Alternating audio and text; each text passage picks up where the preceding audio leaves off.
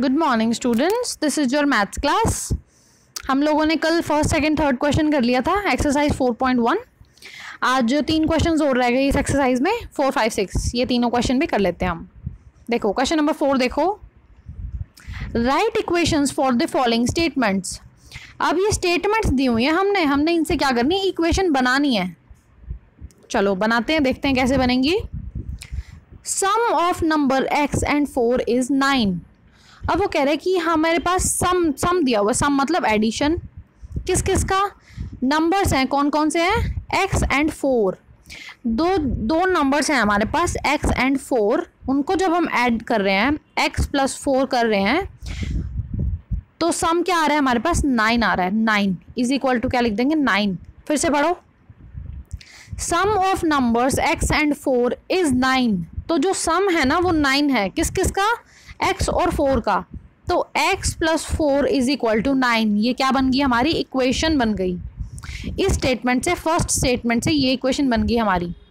ठीक है, चलो एक और देखो, 10 times a is 70। 10 times a मतलब 10 × a, ये 10 टाइम्स a हो गया। इज 70 इज मतलब इक्वल टू 70। तो 10 × a की जगह क्या लिख सकते हैं, सिर्फ 10a ऐसे लिख दो, क्योंकि मल्टीप्लाई नहीं लगाएंगे तो भी इनका यही मतलब होता है कि आपस में मल्टीप्लाई में है। तो 10a इज इक्वल टू 70, ये इक्वेशन बन गई।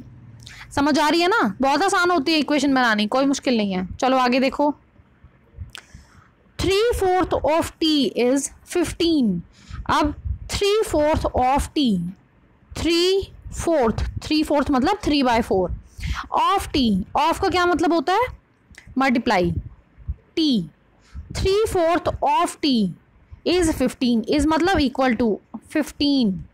समझ रहे हो, 3/4 × t is equal to 15।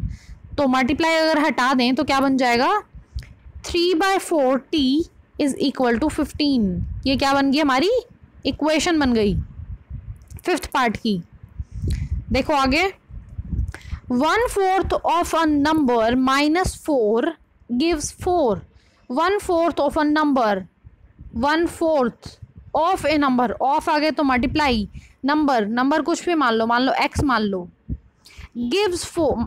1/4 of number -4, minus भी करना है 4, गिव्स 4, गिव्स मतलब आंसर क्या आएगा, 4। देखो मैं अच्छे से लिखती हूँ यहाँ पे, 1/4 ऑफ अ नंबर, कुछ भी नंबर मान लो x, -4 गिव्स 4। समझ रहे हो, माइनस हटाएंगे तो क्या आ जाएगा, 1/4x -4 इज इक्वल टू 4। अब कोई दिक्कत तो नहीं आ रही ना, बिल्कुल आसान है इक्वेशंस बनानी। ये जो बस हमें कुछ भी नहीं करना, हमें स्टेटमेंट में जो कुछ भी दिया हो ना उसको साथ साथ लिखते जाना है। देखो ये वाला देखो, if you take away 6 from 6 times y। अगर हम निकाल दें 6 को, किस में से, 6 टाइम्स y में से।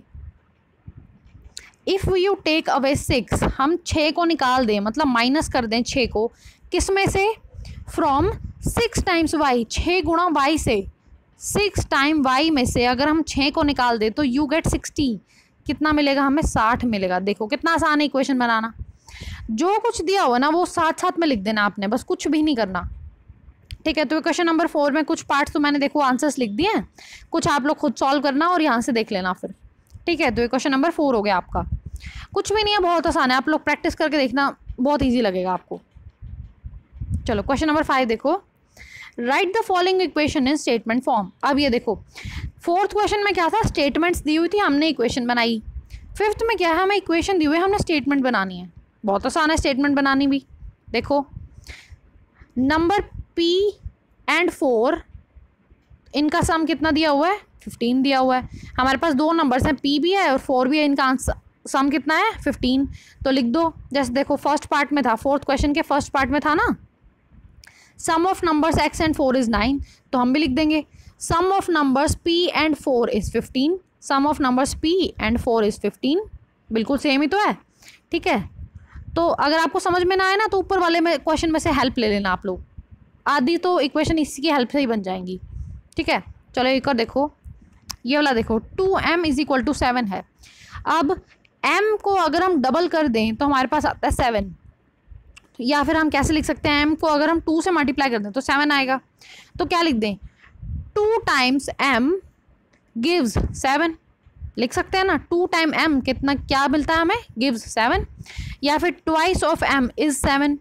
तो जैसे आपको ठीक लगे ना वैसे स्टेटमेंट बनानी है, बहुत आसान है, बिल्कुल मज़ा आ जाता है ये वाला चैप्टर करके। तो देखो 3/5m इज इक्वल टू 6। अब इसको ऐसे भी लिख सकते हैं 3/5m, या फिर इन्होंने क्या लिखा है 3m/5। ठीक है, तो एक ही बात होती है, 3/5m इज इक्वल टू 6। तो क्या लिख सकते हैं, क्या लिख सकते हैं हम लोग, देखो यहाँ पे मैं लिखा भी हुआ है, देखो हाँ ये देखो मैंने ये वाले लिखे भी हुए हैं। 3/5 of m is 6। 3/5 of m लिख सकते हैं ना, 3/5।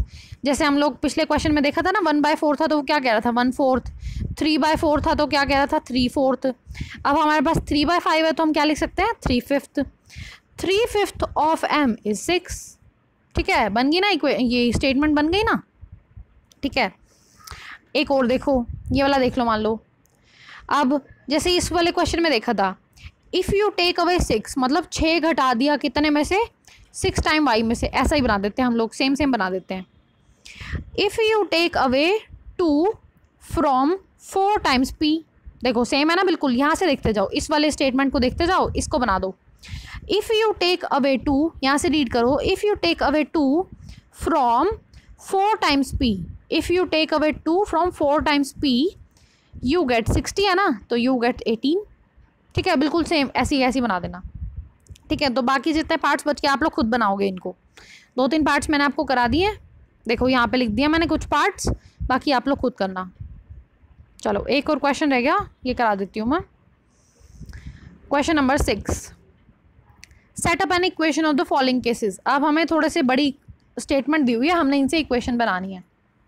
देखो क्या दिया हुआ है, Irfan says that he has 7 marble more than 5 time marbles of Parmeet has.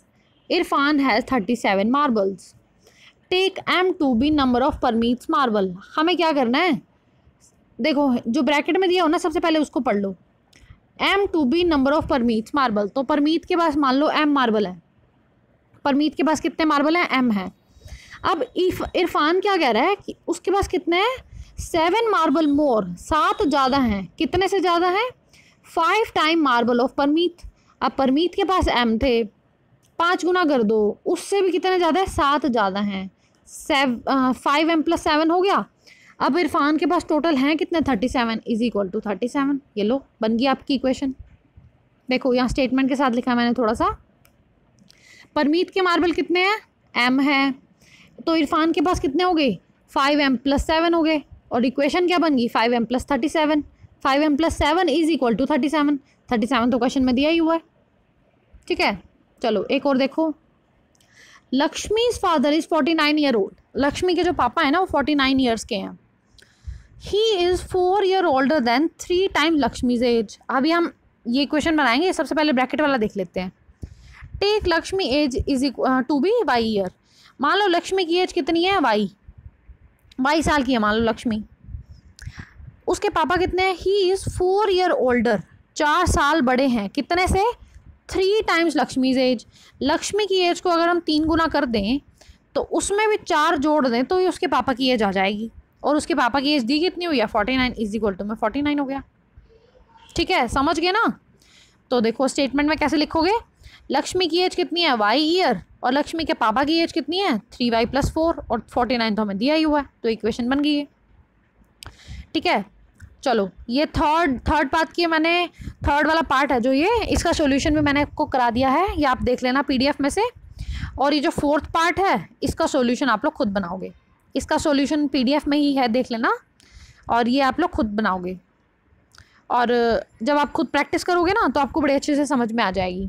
ठीक है, बहुत आसान है ये वाला चैप्टर, बिल्कुल भी मुश्किल नहीं है। ठीक है, बिल्कुल टेंशन लेने वाली बात नहीं है।